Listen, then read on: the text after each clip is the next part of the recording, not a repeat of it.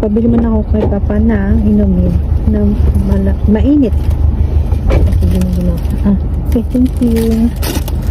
Ito, my favorite. The cafe. Yan na.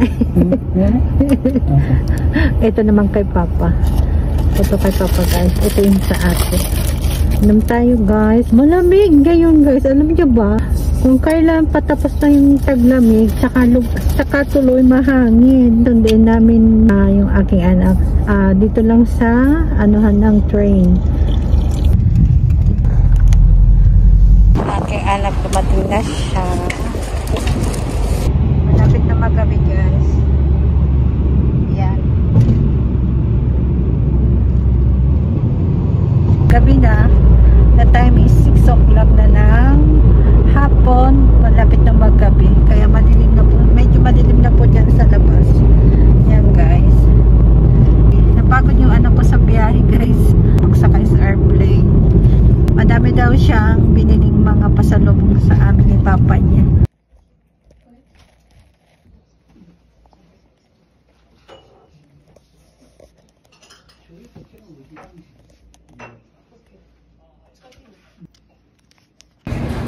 Cute sa labas.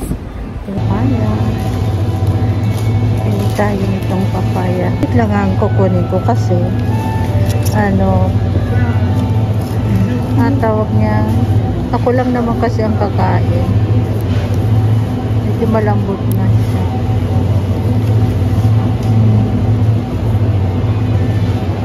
Kaya yung hakapituloy, guys. Piliin natin ito.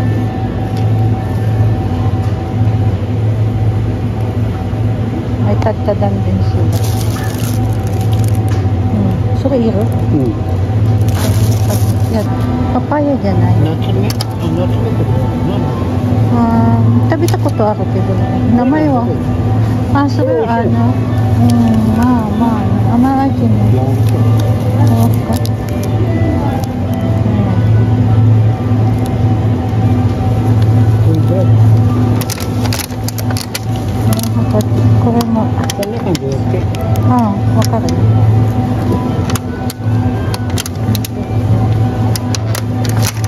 Yan, sugar. Tapos may banana din dito. Banana. Oh, long time na sila itong banana. Diba sa Pilipinas?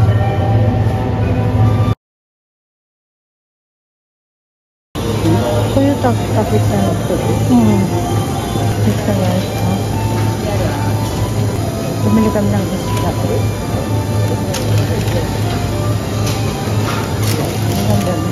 Gusto ko yung isda dito kasi mga bago siya. Nama mo ito?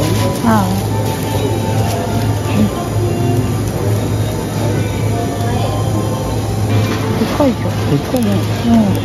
おいしそう。ありますのでお出しください。声をかけてください。はい。Yun yung isdang pula. Yung mahal na. Wow.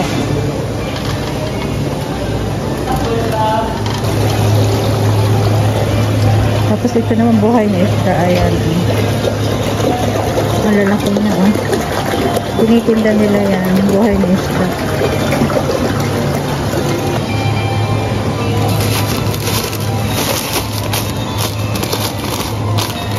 Magkano?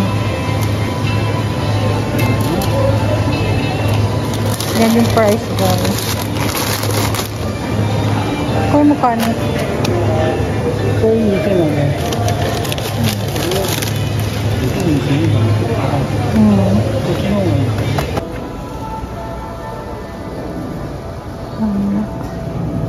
Yung mga hana ng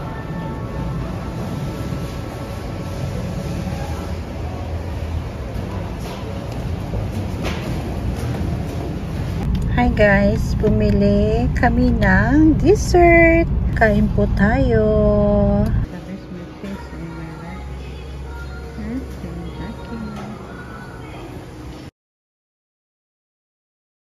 Yan guys, Kentucky KFC.